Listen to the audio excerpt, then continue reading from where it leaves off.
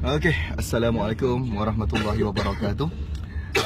Sekarang ni saya masih lagi berada di Dubai dan kami bertiga hari ni student Titanium Premier Dr. Azizan, saya dan dua orang sahabat saya. Nanti saya akan tunjukkan siapakah mereka ni, taiko-taiko besar dalam industri masing-masing.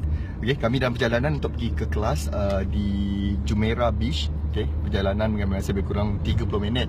Jadi saya rasa rugi kalau saya tak gunakan peluang ni untuk memberi anda sedikit pengisian. Okay?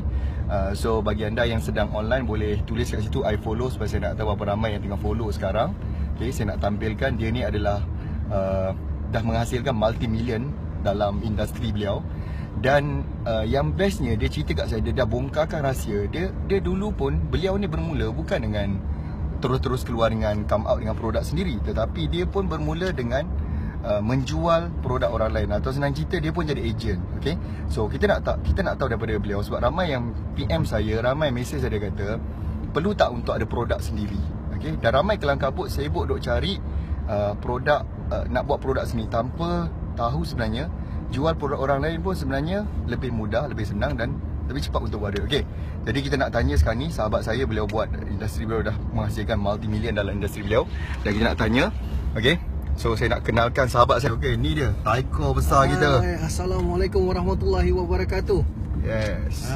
Terima kasih Sifun Najib sebab bagi peluang untuk saya sharing pada hari ini. Jadi apa yang saya nak cakap hari ini, apa yang saya nak sharing ni sebenarnya adalah berdasarkan pengalaman saya sendiri daripada dulu saya mula bekerja dan mengambil keputusan untuk memulakan dalam bidang perniagaan ni lah. So kira Tuan Leo pun bermula dengan daripada kerja makan gaji. Yes, makan gaji juga kan. Dan lepas tu apa langkah lepas tu? Berhenti kerja, lepas tu buat insurans kan. Jadi ejen insurans, jual insurans, so pergi training macam tu lah.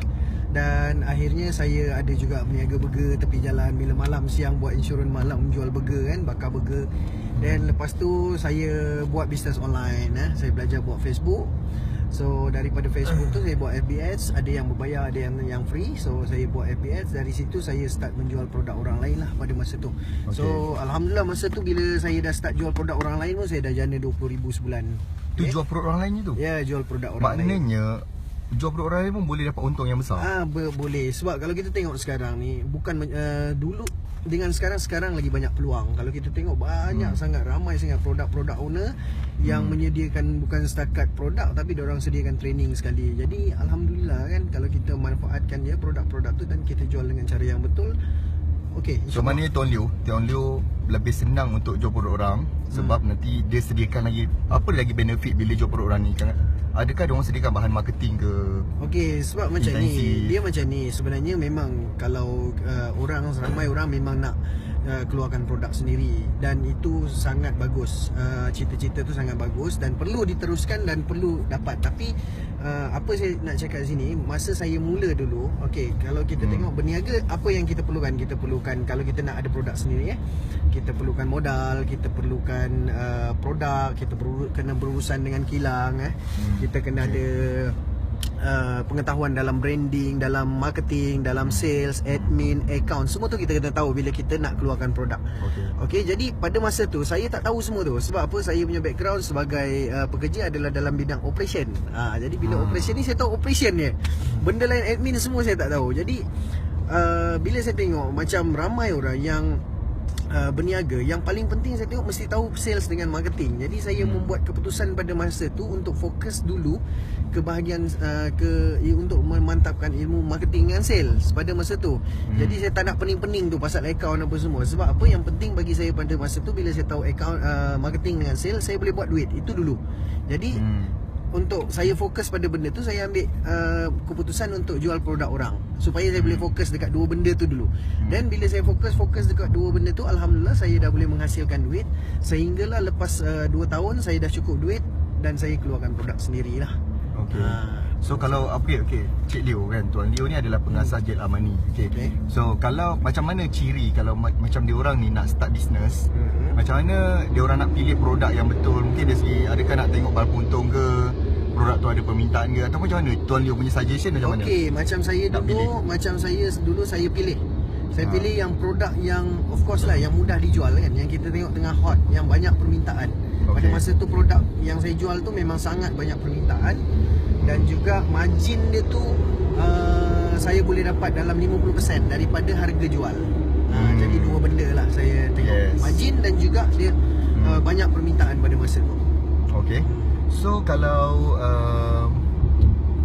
dari segi apakah, bila dah dapat produk tu kan, apa suggestion Tuan Leo, apa cara marketing yang diorang nak gunakan? Sebab tadi Tuan Leo kata bila kita fokus pada produk orang, kita lebih senang sebab kita hanya fokus pada sale dan marketing. Yes, betul. So apa suggestion cara marketing yang patut diorang buat? Okey, kalau kita Paling tengok senang. sekarang ni, paling kalau bagi saya, pendapat saya, cara yang paling mudah dan yang paling murah.